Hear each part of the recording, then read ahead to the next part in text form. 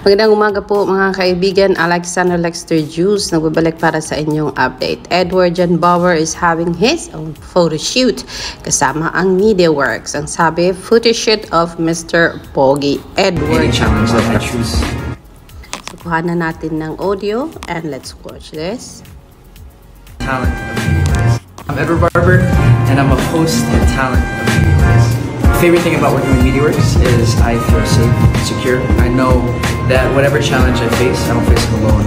I have a shield in front of me, around me. I have people that have my back, and that makes me feel like I can actually take over or overcome any challenge that I choose to go against. The projects that I want to do this year, a lot of hosting, a lot of events, a lot of content creation, and maybe the esports introduction. I would love to do analysis and shoutcasting maybe one day. So it's clear from Edward, mga kaibigan, concentrate muna siya sa hosting, esports,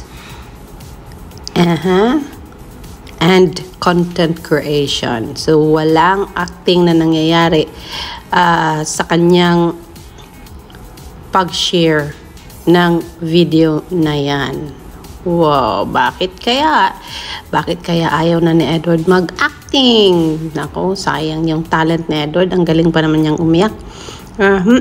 Siguro dapat, Edward, since nasa Pilipinas ka, you have to speak more of Filipino kasi nga, language kasi nga po. Though marami talagang maa-amaze sa English-speaking people, but since nasa native land ka ng Pilipinas, I think it's more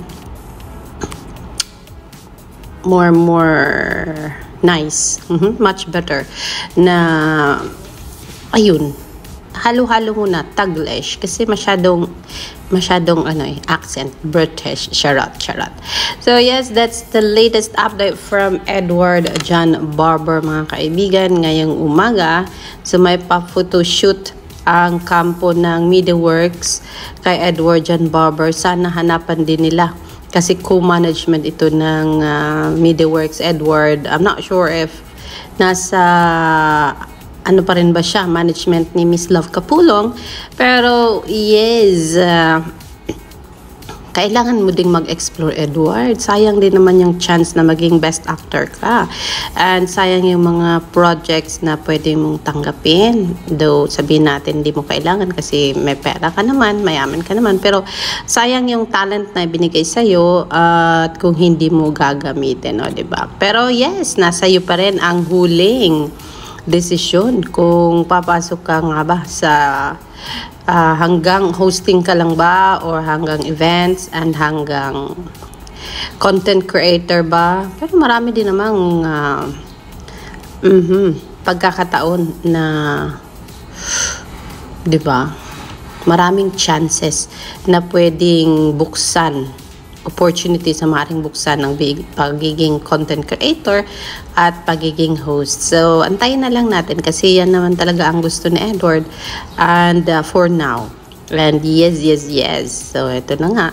It was posted by Edmay, itong pa-birthday celebration ni Angela Ken with Darren, with Edward, and much more. Happy birthday, Miss Angela Ken. I know she is a friend of Mama Entrada, and I saw one photo with Mama Angela, Darren, Edward. I'm not sure kung galing ba yun sa birthday ni Angela, but then yes, yan po ang mga circle of friends ni Edward and Maymay, mga kaibigan. Yes, update on Mama Entrada ngayong umaga, wala po. It's the same thingy na update niya from yesterday. So, antayin natin kung may pa-update ba si Maymay mamayang hapon para sa atin at para sa inyong lahat. For now, yan ang latest update on Edward John Barber and Mama Entrada. I will see you later for more, mga kaibigan, dito lang sa ating channel, Alexander Lexter Juice. Ngayong umaga.